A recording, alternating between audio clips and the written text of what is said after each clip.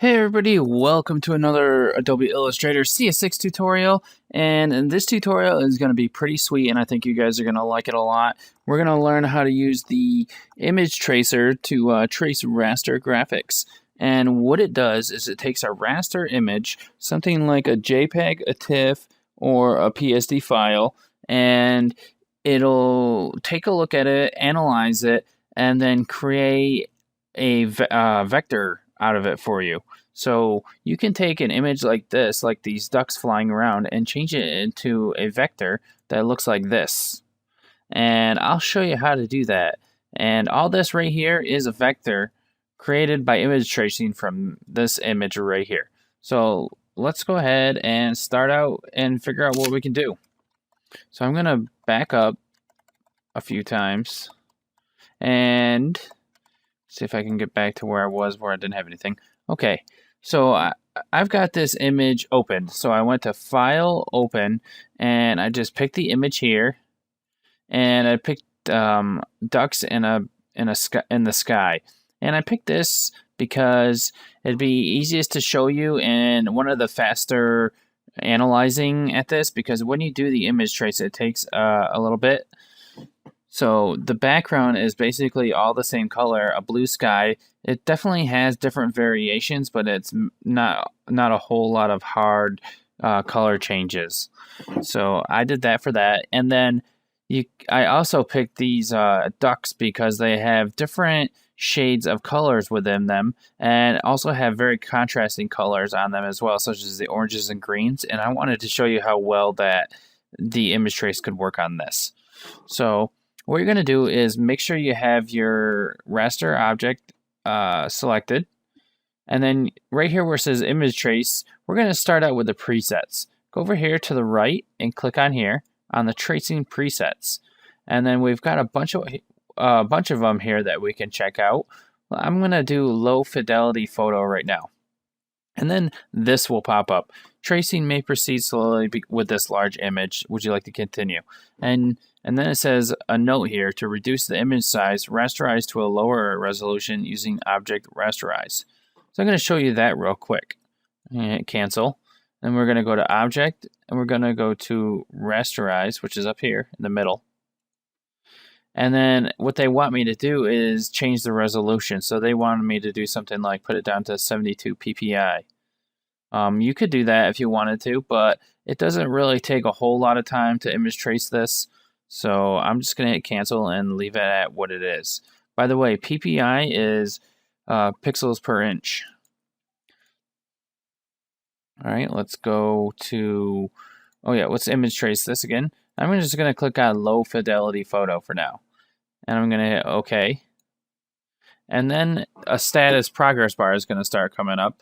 And it's going to look at what's going on and analyze it, and then start applying different effects to the image, and use those effects to make it easier to image trace. And then it's going to create the paths and add the coloring in there for you. So we're going to let this progress bar go up across. The last time I did this, it actually went a little bit faster. I'm getting the spinning wheel of death here, and then the top says not responding.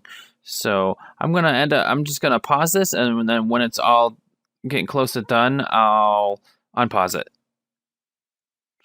So it pretty much picked up immediately after.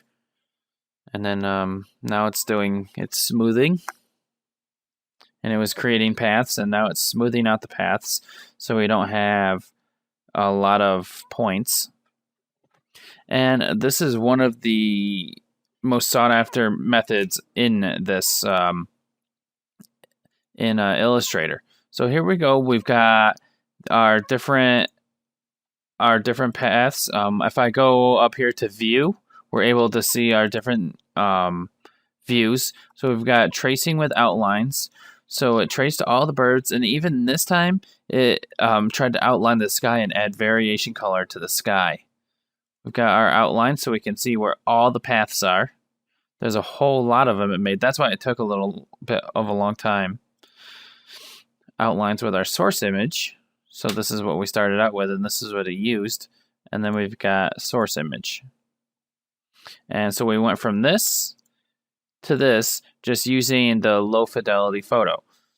Now I'm going to go back and I'm going to do a different image trace. This time using something else so you can see a little bit different. I'm going to go to this one that says sketch to art. And I'm just going to go ahead and hit OK. And then I'm going to, while this is doing its thing, I'm just going to hit pause and I'm going to show you the end result. So this is the end result for this one. And you can see you've got kind of an artistic look going on here. And let's check out the outlines. Here's what we've got for the outlines. It's missing some of the pieces of the duck. So unless I was going for some kind of look like this, where I wanted black and white, then I would use this, but obviously not for trying to like portray the colors and everything like that I was talking about earlier. Obviously, this wasn't the type that I wanted. And if I wanted to really preserve the colors and stuff like that, I would go with, let me back up. I would go with something like high fidelity photo. But I don't want it to take forever when I'm showing you guys, so that's yeah. Now that I think about it, that's pretty much it for this part of the tutorial. We'll end here and then we'll keep on going and learning more about the image trace and how we can refine it and everything like that to our likings. That way we aren't just stuck with the presets, but we can use other things as well to help finely tune and make our Illustrator product a lot better. So thanks for watching and stay tuned for the next tutorial about image tracing. See you guys later.